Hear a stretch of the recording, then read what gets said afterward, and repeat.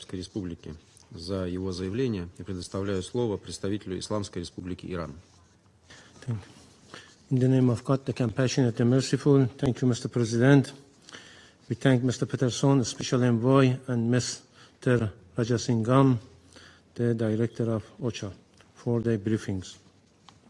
Mr. President, to begin with, we strongly condemn Israel's continued aggression against the sovereignty and territorial integrity of Syrian Arab Republic and other nations of the region.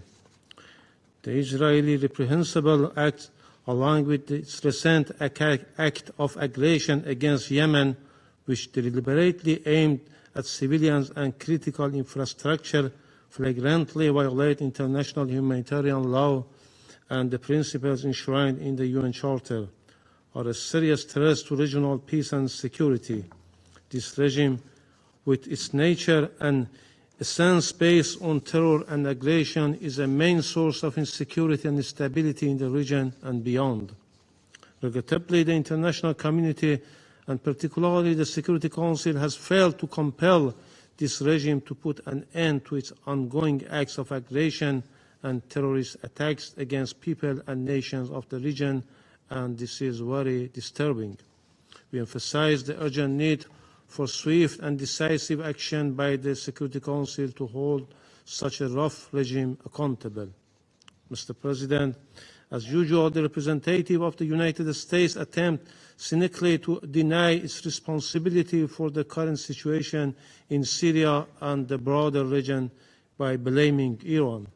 Yet, an undeniable fact remains: the continued illegal presence of U.S. occupying forces in Syria violates the sovereignty and territorial integrity of Syria, international law, and the UN Charter and UN Security Council resolutions, including Resolution 2254.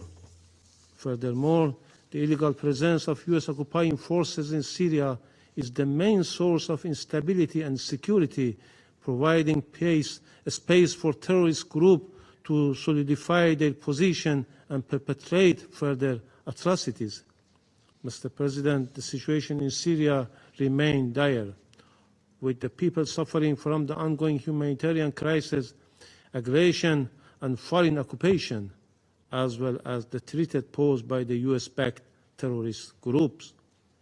Additionally, inhuman sanctions, the politicization of refugee and IDPs returns, and the obstruction of international support for Syrian reconstruction driven by US and its Western allies have prolonged the conflict and exacerbated the suffering of the Syrian people.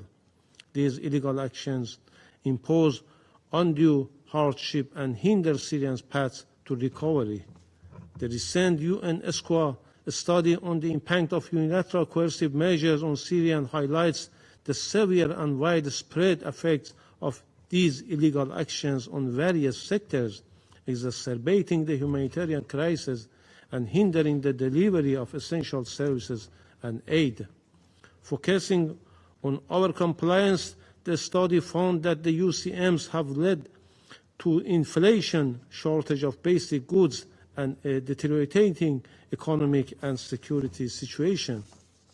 According to the study, humanitarian exemptions fail to prevent disruptions, with service providers refusing to supply necessary educational, agricultural, and medical materials.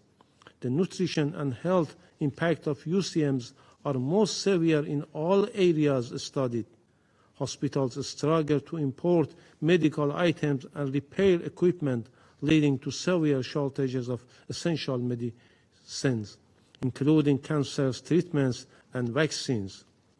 Furthermore, the findings of the study expose once more the humanitarian claims of the United States and sanctioning countries are hypocritical. We urgently call for the immediate lifting of these inhuman measures. Mr. President, the provision of impartial and non-politicized humanitarian assistance to all regions of Syria is crucial for saving lives. It is essential to plan humanitarian aid in a way that restores infrastructure, rebuilds the economy, and supports sustainable long-term development in the country. Currently, the funding allocated for the Syrian humanitarian response is severely inadequate, hindering the UN's ability to provide necessary assistance to those in need. We call on donors to fulfill their pledge, hoping their support will ensure sufficient and predictable funding. Iran welcomed the sovereign decision of the Syrian government to renew the permission granted to the United Nations and its specialized agencies to use the Bab al-Hawa crossing for an additional 6 months. Early recovery project must be prioritized, aiming to offer comprehensive support to those affected and facilitate their paths toward recovery and resilience. Facilitating Syria's reconstruction and the safe return of refugees and IDPs to their original places of residence in Syria need to be part of an overall solution to the current conflict in Syria. The interest of millions of Syrian refugees must not be held hostage for political gains by certain powers. Delaying their return will only prolong their suffering. We will continue to support the people and government of Syria in their struggle to overcome the threats of terrorism and foreign occupations. Terrorism remains a significant threat to Syria and the wider region and must be addressed decisively. However, the fight against terrorism must be carried out in full respect of Syria's national sovereignty, territorial integrity, and independence, and without using it as a pretext to violate these fundamental principles of international law. Places like Idlib must not become safe haven for terrorist groups. While every effort should be made to protect civilian lives, the fight against terrorism must continue until these threats are fully eradicated. Mr. President, the Islamic Republic of Iran is fully committed to contributing to a political solution to the Syrian crisis. We continue to extend our support to the Special Envoy's sincere efforts and commend his active engagement with all parties involved in the resolution of the Syrian crisis. Iran stands firmly behind the prompt resumption of Constitutional Committee meeting. We are committed to supporting this process.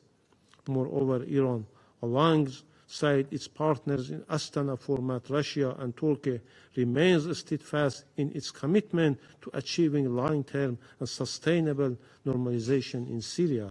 In this context, we fully support the resumption of Syrian-Turkish dialogue, recognizing it as a crucial element in these broader efforts. I thank you.